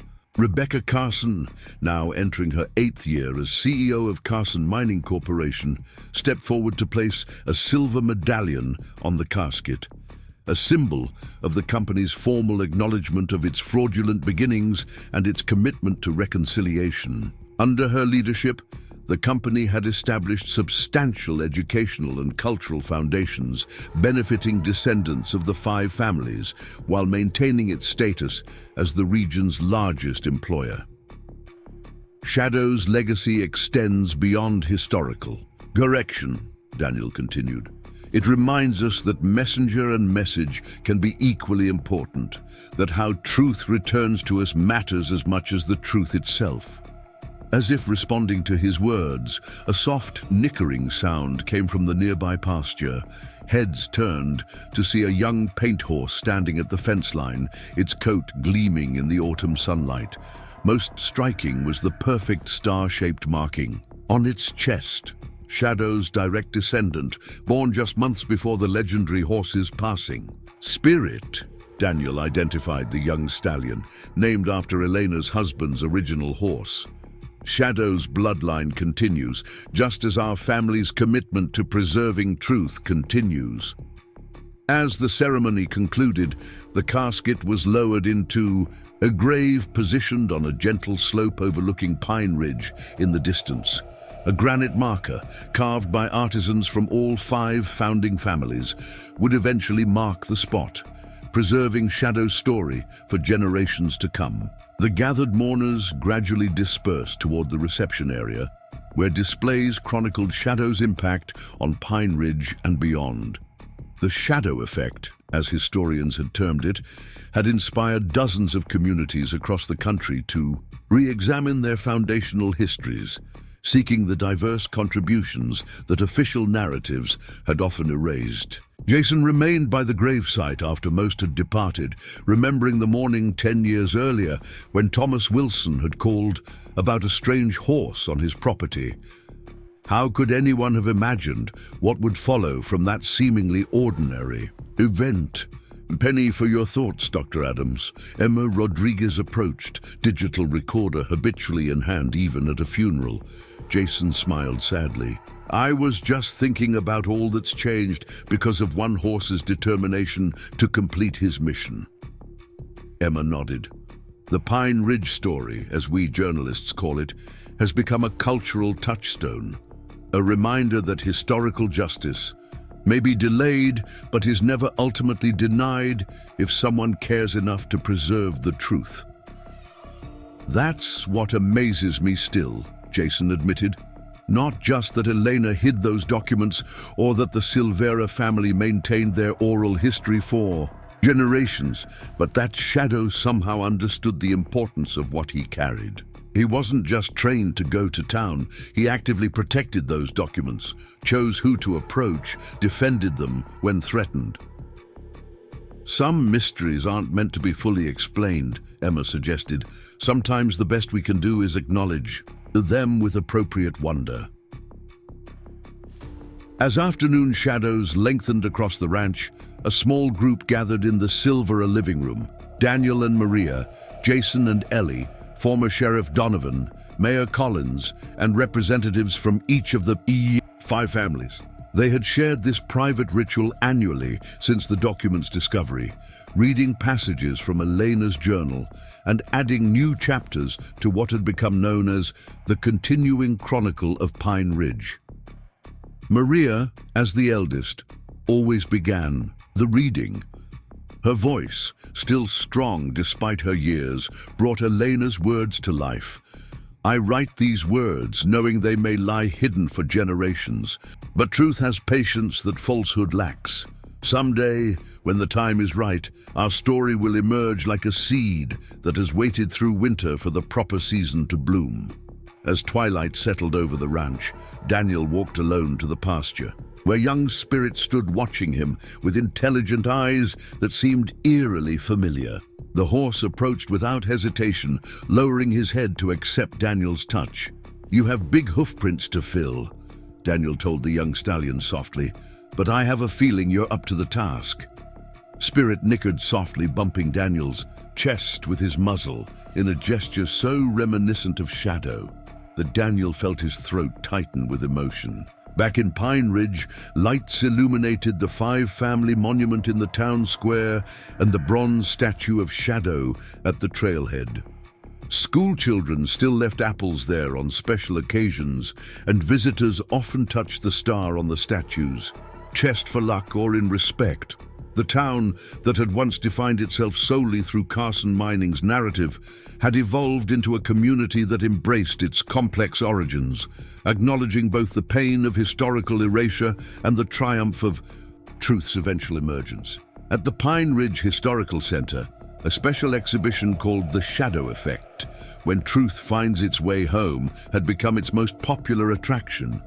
Visitors from across the country came to see the metal box, the original documents, and the interactive display explaining how one horse had changed a town's understanding of itself. As stars appeared in the clear Montana sky, Daniel stood on the porch of the ranch house, gazing down at the twinkling lights of Pine Ridge.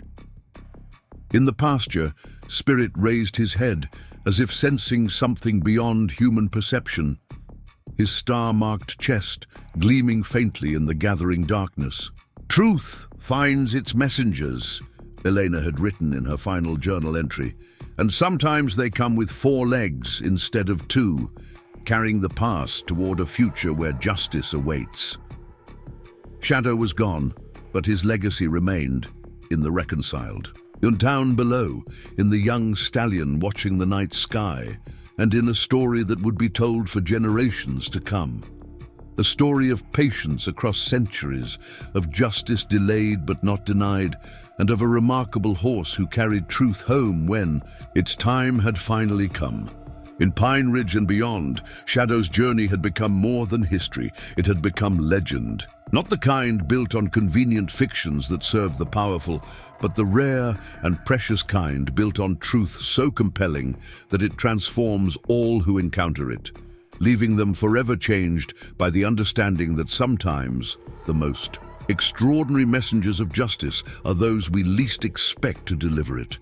Up next, you've got 2 more standout stories right on your screen. If this one hit the mark, you won't want to pass these up. Just click and check them out.